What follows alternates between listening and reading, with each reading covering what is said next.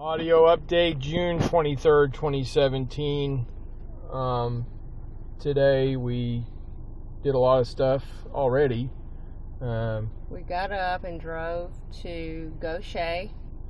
Did some goodie bags. Made 4 more goodie bags. We found a few more rain ponchos that we didn't realize we had. We didn't really have to buy much. We already had the stuff. We just kind of put the socks, shampoos, soaps, whatever. We made 4 goodie bags, then headed over to the Singing River Mall parking lot. We also had fruits, water. Yeah, we have cuties, apples, waters. We kept all those in the cooler just in case. And we went over to the Singing River Mall parking lot and sat up and just worshiped. Conrad played the guitar. We sang a little, sang some psalms, read some psalms, a little bit of Isaiah. God's restoring the Tabernacle of David. Jehoshaphat.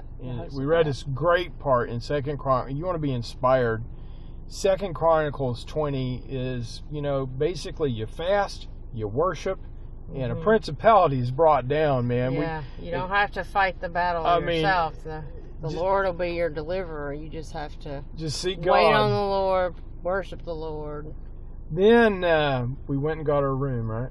We went over to the in-home suites in Gautier, and so we've already booked a room to start next Monday.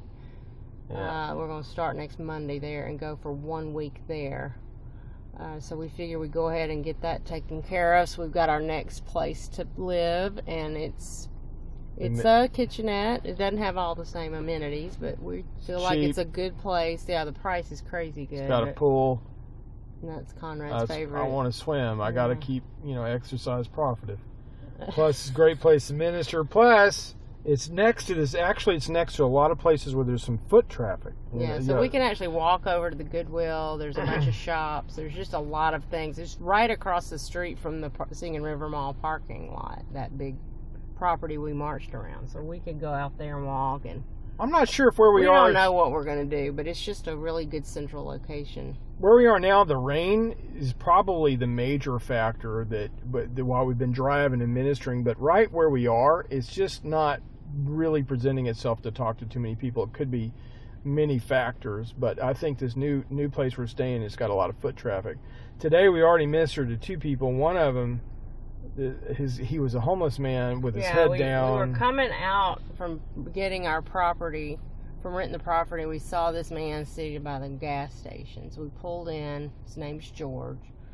And he was I think he was taking a nap. He had his head down. We gave him a goodie bag, a couple of cuties and apples and water, and prayed over him. And he was real sweet.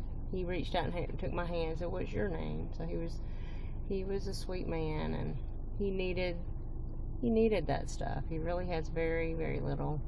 Yeah, for those of you that are worried about giving bums money, you know what? Carry stuff in your car, even if it's non-perishable peanuts and peanut crack. We carry fruit, but carry them, because fruit's more nutritious. It's actually cheap. It's good for you. But carry something that you can give these people and talk to them. A bottle of water. I mean, just something, because they don't have anything, and anything you give, they're very appreciative. But mostly, just give them your time. Take the time to stop and say hello. Give them a word of encouragement. Pray a prayer. And just hand them something that would be something they would need anyway. Now, the next thing, we went to the park. I need to use the restroom, but it turned out to be a ministry opportunity. Just walking out on the pier, just talking to this family that happened to be out there, and you're never going to see the fruit until you actually start talking about Jesus. So that's right. We initiated the conversation. We prayed with Dwayne and his family for his circumstances, and that snowballed into his testimony. He believed the Lord. He's been healed of a stroke. God healed him. He should not have survived. He had an brain aneurysm. It crippled him, basically. He couldn't speak. He couldn't walk. He had to relearn everything. But when we looked at him, you could not tell. Yeah. I mean, I did not know that he had a stroke until he told us, because he was walking around and looking pretty good. Yeah. So God has definitely brought him a long way. So now the next thing is, a lot of people, I believe in leaving people better than when you found them. Point them towards Jesus. And, you know, whenever we go through stuff, that's our ministry, man. I'm just telling you, when Jesus says get the beam out of your own eye, that beam could be alcoholism. That beam could be depression. That beam could be a stroke. It could be sickness, yeah. It could be sickness. And when you come out of it, man, It could be unforgiveness. Could be anybody that's been delivered from any kind of problem, they can turn around and take what they've learned to minister to other people with the same problem. Yeah. That's what that means. And a lot of people may not be mighty in the scriptures, but they're mighty in the fact that God healed them. So that's all it takes. They overcome by the blood of the Lamb and the word of their testimony. So if you've been through something, man, I believe that's your ministry, don't you? Mm-hmm. All right. Team Jesus. We'll check back later. Continuing on, we're now at the Round Island Lighthouse Park, which is significant because we just kind of stumbled across the whole trail they have here. They have a walking trail that goes around around this little island. It's under the bridge, the Pascagoula River Bridge, just before you get to the lighthouse. Now notice it's round. This is very prophetic what just happened.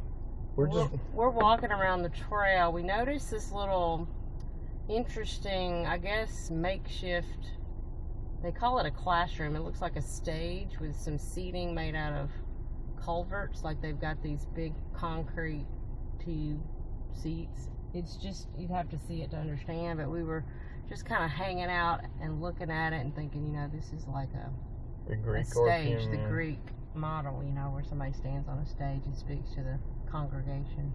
And then we see this lady. She's walking in circles, reading a book with circles in the title. Mm-hmm. And I find it very interesting that we're having this conversation right at this spot on Round Island in front of this Greek theater type arrangement. And I'm like going, you know, there's a reason. And I started going on my thing about the Davidic tabernacle being restored. Basically, the worship around the throne in Revelation 4. Worship around the throne, and the temple, you know, it's around. Anyway, so not to go, you can listen to me rant and I talk about it all the time, but she showed up right at that moment, walking in circles on Round Island at that theater. Yeah, she just happened to be going for a walk. She works in the area and was reading a book, and so we talked to her for quite a while about just many things. We talked to her about our day yesterday. We just encouraged her. We talked about our Gulfport, because that's where she's from. We talked about our ministry out there and Biloxi. Some of the people we've met. Yeah, she's from Biloxi, but we just had a long conversation with her, and then we ended it with prayer for her. Both of us prayed over her. It was awesome. It was a divine appointment. And yeah, I was going to tell you it was. You could just see in her face, you know, God is dealing with her about some of the things we talked about. We just know it. And that book, and us, and the prayer, I mean, it was just all kind of worked together. And we don't know her. You know, we'd never met her before, but we just know the Lord had some things to share with her today. And we showed up right when she was asking questions. Man, I'm telling you, geography and point in time. And you know what? You're never going to know if you don't get off the couch and go. You just got to go. Yeah. Amen. It was a good day. Team Jesus.